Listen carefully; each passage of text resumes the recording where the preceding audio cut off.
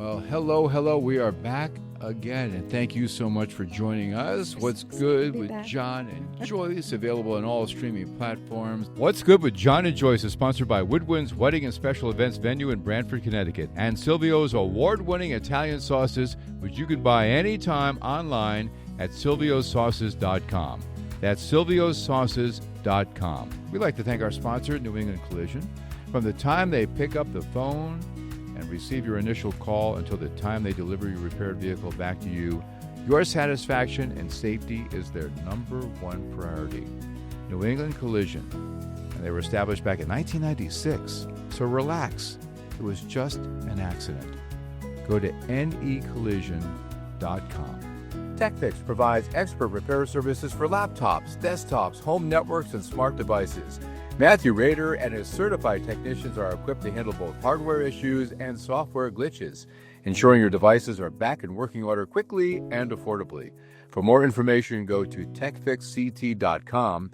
That's techfixct.com, techfixct.com. With me, my co-host, my friend of a long time. We go way back. Long time ago. Joyce Logan. Joyce, good to see you. Oh, it's always good to see you. This is my therapy. Oh, me too. I'm glad that we get to help others with our positive podcast. Because it helps us too. Yes. Yeah, it does, because it reminds us Right. of what's good. Yeah. And there's so many things in the world that is good, but ironically, we are speaking about grief. We're continuing the talk we have with Reverend Frederick Marotti. Yeah, he was awesome. About grief, because Awesome. we all go through it. And you were sharing a story with me about your first experience with grief was your hamster. Don't laugh. You've gone through it too, okay? Yes, and he was 30 years old. I was 30 years old. I lost my hamster. Oh, boy. See, you got to be able to laugh. I know we're talking about grief, but the thing is, we got to be able to laugh. It's great therapy. But, I remember being like 3, 4, 5 years old and having a hamster, and they only lived like 2 weeks anyway, right? And this poor thing. Maybe a little longer. Maybe a month or two. But take care of it. But this poor thing just passed away, and I was beside myself. But to my mom and dad's credit, they, didn't, make fun of me or try to diminish it. Mm-hmm. And they consoled me, and that meant a lot to me at the time. Because, Yeah. I've never had children of my own, but I've had a gazillion animals over the years. And every time one of them passes and goes to animal heaven, I've been like beside myself, Joyce. I cry like a baby. Right. I really right. have, And I understand that. We should never diminish grief in children. No. Like with a pet or anything like that, because there is like a rhythm, I call it, to grief. And we all have our own basic rhythm to that. And sometimes it's anger initially, or depression and anger. And then where do you end up? Well, the good thing is to end up at acceptance. Yes. And when you accept it, and then you look back on it, and Reverend Maratti's brought up a very good point about guilt. Guilt is the one that sticks with a lot of people. What could I have done? Did I do this wrong? Should I have checked on this? Should I have gone to the doctor? I know we do that. Woulda, coulda, shoulda, right? And that's natural. What shocked me when my mom died is that I was very close to my mother, and we did everything together. And I was with her when she had her stroke. We were planning on what we were doing for Thanksgiving, and then I was making her a sandwich. And she wasn't answering me. It's like, Mom, do you want tomato on this? Like, Mom. And she was like right in a stroke. So that was a month-long journey then, before she passed. And I would lay in hospice bed with her and hug her and talk to her. And the moment she passed, do you know, I shocked myself with the thought of, oh my gosh, I should have picked her up more. I drove by and I was going to the store and I thought I didn't want to pick her up because I didn't want to slow down. Why didn't I pick her up? Why didn't I go there? I shocked myself with that immediate, it was like knee-jerk reaction that, I should have done this. I had to really remind myself that, no, I did a lot. I did all that I could. I didn't know this was going to happen. You're human. You're human. Yeah, but we don't want to we can't live with always taking care of that one person. What did they die? What did they die? What did they die? You just do the best you can, right? Yeah, that's exactly right. And I think about my mom who passed away back in 21, and my mom was my first best friend, and we would communicate every day on the phone. I would call her, Mom, guess what happened? I love to share every single Yes. life instance with Mom. Right. Loved it, loved it, loved it. I remember when she passed on, I would look at the phone, and I want to call her. And then I Yeah. would call that number just to hear her voice. Yeah. And thank goodness, Joyce, I still have many of her messages on my phone still. Yeah. Now and then I might go back and listen to it, and she would always, honey, I love you, and we just had such a great relationship. But I would go do the same thing you did. Maybe I should have visited her a little bit more often. Was I too busy? Did this and that? And I just said, come on, I got to cut myself some slack here. Yeah. Yes. I loved Mom. She knew that, and she was so supportive. We loved each other. And Mom is in a great place right now. I found something online by Anonymous, and I added to it. And it says, grief may never fully leave us, but it does transform over time. And it does. It transforms into different ways of looking at it, different ways of appreciating. And it's not a place to live forever, but a passage to walk through. When you're ready, allow gratitude to gently take up that space.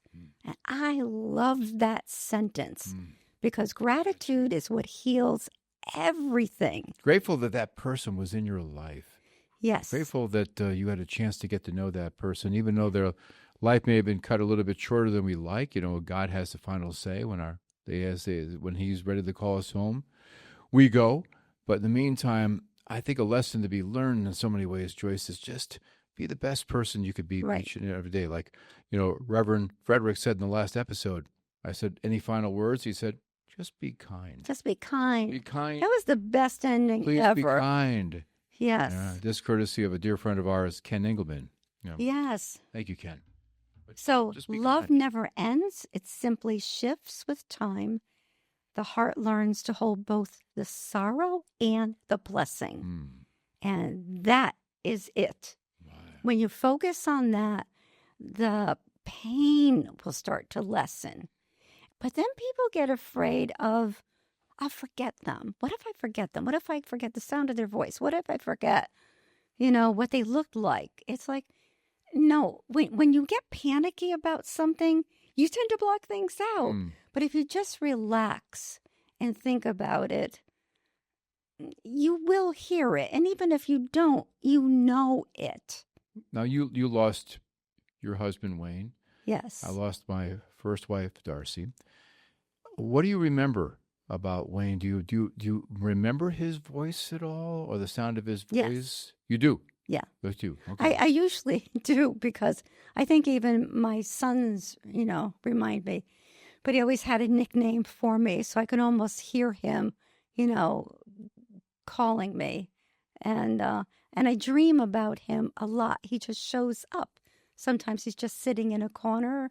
Sometimes he's driving the car, and I'm in the back. But they're all seat. pleasant? Oh, yeah. Oh, great. No, they're all really, really, really great. So, sometimes, I talk to him even with laughter. It'll be like, Wayne, why did you leave me with this? Get back here. But I don't say it like why did you leave me? It's just like when I get frustrated about something that he could have handled. And I just really I'm overload. So I'll just say, get back here and take care of this. Why'd you leave me? Right. And then I have a picture of my mother by her urn. So when I get dressed in the morning, I say, I love you, Mom. So I know they're around. I know they're not gone. I just feel that even if I didn't believe, so let's say you're not a believer, and let's say you don't believe in an afterlife, then believe in what they left you. Yes. Believe in the love they gave you. If you miss them that deeply, you must have loved them that deeply. What a gift that is. Right. That is a gift to be able to love one so deeply that it hurts when they left. How long did it take you to really make the transition from that grief in the beginning to just being okay with it? And quite frankly, you've thrived, Joyce, in so many ways. You continue to go out there and do amazing things in this world. You work hard. You're a great mom. You're a great friend to so many people. You've been a great friend to me. Thank you. But when was that kind of transition from? Well, I did have the long goodbye. Okay. It was 8 years. And I 8 years. Wow. When we first got the diagnosis, I think of Alzheimer's. And it was he was in his later 60s, and he was like 10 years older than me. And it was, I don't think he fully comprehended that. That's when it took me to my knees, because I knew what was going to happen, and he didn't really. So I had this long goodbye, and I reached out to someone my doctor recommended, and it was a wonderful therapist who dealt in geriatrics. And I felt if he dealt with geriatrics, then he's gone through speaking to family members that, with Alzheimer's. And he gave me wonderful tips, because there were a lot of things I was doing wrong. And I think many people who are dealing with people with Alzheimer's in the beginning may be doing that. Frustrates you. Very hard on the people that are dealing with people with Alzheimer's. And also to kind of like expand upon that, how many times do people call up and ask about that person, but they never ask about how you are doing? Yeah, like 99% of the time. Right? Yeah. That's why it's so important. If somebody's going through something, realize they're the caretaker in many cases, but never forget to ask how they're doing too, because too many times they're forgotten in this. Right. No, the whole focus, was on him. And I hear people doing that now who are dealing with people with Alzheimer's, and I'll say to them, this is what I learned. Don't keep saying, remember, Mom? Or remember, Dad? Here's pictures. Remember we did? I just told you that. Don't you remember? That is not only frustrating on you, but it's making them very confused. So they sometimes begin to say yes. Yes, they do. So, John, I would have people, family members, like come over to the house and say, see, he remembers me, because Wayne would just nod. And you know him, he was very good-hearted, smiley, good-natured person. Love him. So that good nature, thankfully for me, stayed throughout his last days. And they would almost leave like, I don't know what she's talking about. He knows everything. And he would look at me and I would say, wasn't that nice that so-and-so visited? And he'd say, who's so-and-so? I said, the person that was just here. He said, I don't know what you mean. So what they didn't know, as soon as they walked out of that room, he had no idea who they were. But I was getting frustrated because they weren't getting that. And they were thinking, Joyce is fine. He's fine. He knows, but he knew nothing. He didn't know where the bathroom was. He didn't know how to do anything. So the last year, when you said that I really grew from this, John, was the last year of his life. Now, COVID pretty much just began. And hospice, I did get hospice to come in, but they came in for 2 hours a day, 5 days a week. That left me alone with him for 22 hours a day. And I rarely got more than 3 hours sleep because he had to be cleaned and he had to be, get back into bed. And sometimes, even with the railings on the bed, he jumped over the railings. And then they had a catheter in him. And then he ripped out the catheter and was standing in the kitchen in the middle of the night and a pool of like blackish blood.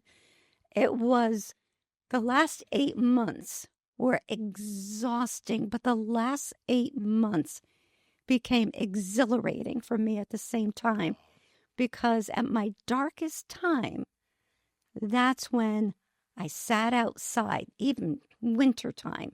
And my grandson still reminds me of that. He said, I always thought you were crazy sitting out in the snow and just like talking to God. Right. And I said, I had to, or I would break. And then it was like the clouds parted. And as if God were saying to me in my mind, look up, look up. And it was like almost seeing the curvature of the earth. This was a sunny, blue sky day. And he said, I've given you all of this. And I had these flashbacks because I used to put myself down that I was a teenage mother. I used to put myself down growing up. He has a lot of things. And he said, you gave birth. A lot of women can't give birth. You raised children. You loved deeply. You've had a great life. And Wayne was a great husband to you. Aren't you blessed? Aren't you blessed? It was like, I can't, it's like hard to epiphany. put it into words. Epiphany. Yeah. It really was an epiphany. But with that came forgiveness. And that's where the magic happened. There were a couple of people in my life that I had a very hard time with. And if I could join in on the negativity about a couple of people, I'd join in because they had been very hurtful. I came in and I sat on my bed. And both those people, I said, I forgive you. I don't know what your life was like. I never walked in your shoes. But I'm going to send you love and I forgive you. And 48 hours later, or maybe sooner, and I may have told this story before, but it's still mind-blowing to me, that one person who hadn't been in touch with us for over 3 years sent me an email saying, I don't know why we don't speak, but it's probably my fault. And I want to know if we can get together. And I welcomed that person into our home at Christmas time. We hugged. We never spoke about the past. And we're great now. In fact, if somebody says something negative about them, it just slides off of me. There's not an ounce in me that wants to engage. Like a cleansing. It had happened with the second person also. Wow. During COVID, they brought me over toiletries and different things that I hadn't seen them in 15 years. And those were the two people that I asked, I forgave. I didn't even ask God for that, but it was in the moment of being appreciative of my life. Let's say gratitude is riches. Oh my God. So I believe divine intervention. It was definitely divine intervention. And that brought me to a deeper level of faith, of love, forgiveness, gratitude. But because I also went through this for 8 years, I am so sympathetic to people going through on a level that I couldn't have been before because I have walked in those shoes. Yes. And now I know I don't preach about it. Like the stories I'm telling now, I may not say any of that to them initially, but I listen. And I offer some advice about maybe what to do for themselves. And that's a good idea because you want to keep yourself healthy as well. Because got to put your oxygen mask on first. Right. If you don't take care of yourself, you can't take care of others. That's a great analogy. Yeah. So that's really brought me to a new level of dealing with what I'm dealing with at home with my son that's in the spectrum, my grandson that's in the spectrum, to be like many times I would like to be left alone, but they're talking to me and they're very animated, which they're not with the public as much. And I just remind myself and I put down whatever I'm doing and I just listen to them. And I remind myself how grateful I am to have these beautiful souls in my life. Right. That really do bring me joy. They bring me a lot of work at times because I'm the only driver in the house, really, Sure. except for my other son, Tim, who's been very helpful. But it just gives you a new understanding. And what hurts you the most, you can help other people. Isn't that what we're supposed to be doing? Take our pain and don't live in the pain, though. Remember the good times. Don't beat yourself up like I could have said, oh, why didn't I get Wayne diagnosed earlier? But it wouldn't have changed the outcome anyway. It just, I just accepted it. How do you think you came out? What made you different from the previous 8 years to when you came out? How did you change as a person after Wayne? I became very mindful of everything good around me. Very mindful. That instead of saying, I have a house with a mortgage, I said, I have a house. I have a house. I have a house to take care of. Aren't I blessed that I have that? It made me so aware, John, of to look at the blessings of friends in my life, to not be critical of people. And, it's hard not to be judgmental. And I mean, we all are in some way. Sure. You may look at what someone's wearing and say that. So I can watch like all the reality shows, let's say the Housewives of Beverly Hills or that. And some of them would make me really angry. Now they would because of the way they treated somebody. Right. And so now I look at it as like I'm in school and I'm looking at this like they're all good people in their own way. I'm going to watch this without judgment. I'm going to watch Big Brother and not root for just this one person to win. I'm going to root for everybody to have a chance. So it's a very mature attitude. It expanded me that way. So I look at everything almost like my own personal science experiment. Right. Like your own petri dish. Yes. Can I do this? Right. Can I listen to this newscast or this person and do this? And if I can't, I turn it off. Right. Because I don't need that. It's just something that I'm if you start finding anger or something welling up inside, it's not worth it. No, I just changed my focus because I know as a hypnotherapist and going through hypnotherapy because of anxiety and all that, it's only a thought away of what you really want. You can shift your thoughts from isn't this horrible to maybe you say, isn't this interesting? Right. Well, this is challenging right now. Not like, oh my God, this is so awful. No, I'm going through a bit of a challenge. And I love that word rather than we have a problem, say a challenge. Yeah. Right? Rather than say like, I can't do this. How can we do this? Or like you said about the house, I have a house. Yes. Think about the mortgage. I'm not making enough money here. Well, if you're making over $30,000 a year here in this country, you're in the top 80% globally.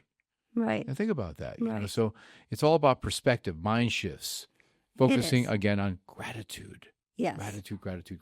Gratitude and appreciation for what you do have. And I don't care if it's just the rug you like in your house or a pet or whatever it is, focus on that. Right. When I wake up in the morning and I'm going out and having my coffee and I look in the back and I see the mourning doves and the cardinals and I just focus and I just say, wow, I'm just I love birds.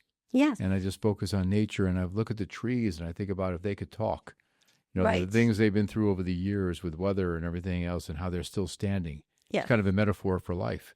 Yeah, it really in so many ways. And just trying to be a lot more aware as they get older and just have my senses heightened more. But again, you have to be intentional about that.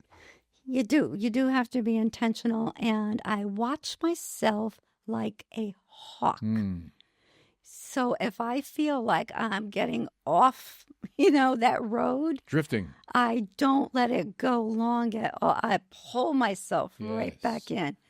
And it's easy to get caught in the drama. Oh my God. So much drama out there. Especially because of social media. Right. Even though most of the people I have, and I have a lot of people on Facebook, I try to handpick the ones that are very positive.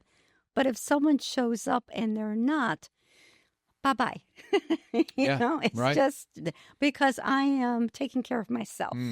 And I have to do that. And, so whether they like it or not, it's just, I'm not saying anything bad about them. Right. I'm not going to respond. I just let it go. You can't please everyone no matter what, no matter what you do in life. And you really just have to sometimes let go and let God.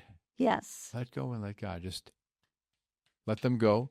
Pray for them. Right. Right. And move on. So let me give you a little analogy of what happened in my life last night. That shows you what happens when you're not at ease. Mm-hmm. Oh, should I even say this? This is so ease. embarrassing. So my son, if there's a bug in the house, it could be a wasp, it could be a spider, whatever, he gently gets it out. He may put a cup on the wall, and he puts a thin piece of paper. Oh, boy, that sounds familiar. And does it? Yes. Because I do the same thing. I don't want to kill anything. Yes. And my wife thinks I'm nuts. She says, get it out of here. And the thing is, I admit, I like spiders. Yeah, well, and I like bees. I just don't want them in my bed. Exactly. That's what Patty says. Same thing. I don't want them crawling up my nose or in my ears. Or if I say like a little mouse or something like that, I'm going to put a cup and I'm going to put it over the mouse and put them outside. They'll probably end up coming back in anyway. But I don't know.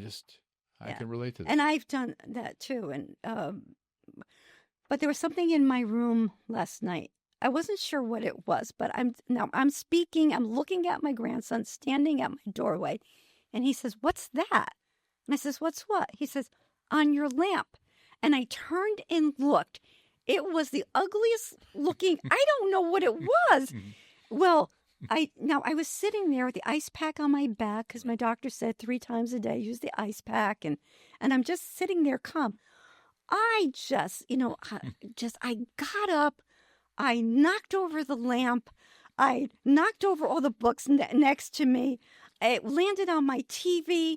I took a towel. I was like swatting it. He said, my grandson says, "You're going to break the TV." My room, I cut myself on I had some. And none of this was documented? Oh, he said, "I wish my phone were on." Oh, yeah. This. He said, "You're so relaxed in life about things." So now I'm bleeding from my finger because I punctured it on something that was sticking in a mug where I have pens and pencils and things like that. So I put a puncture hole in my finger. I've got blood everywhere.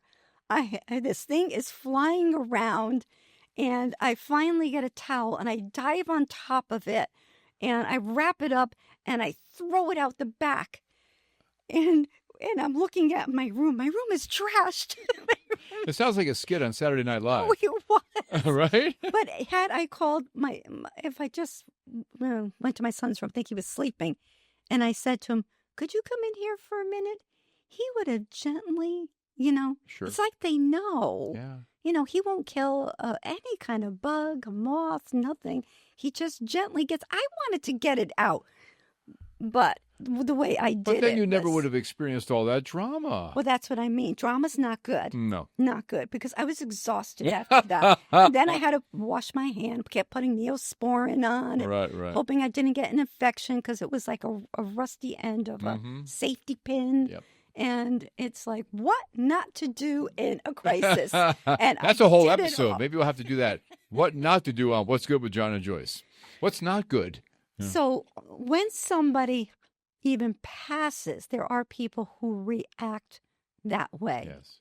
And maybe it's good to wail it out. I don't know. But whatever you need to do, but don't get stuck in it. Right. I think that is the message for today. Find things you're grateful for. Be very grateful they were in your life. Yes. And get busy. Help others. That's the whole point. Talk to them. That is so important. Whenever you're feeling down or feeling stressed in your life, go out there and do something good for someone else. Like we said in the previous episode, it's amazing how that will uplift not just them, but uplift you in your situation as well. Yes, 100%. And you'll see that you'll feel better and you'll be helping somebody else. But focus on, appreciate everything around you, everything. And don't feel guilty.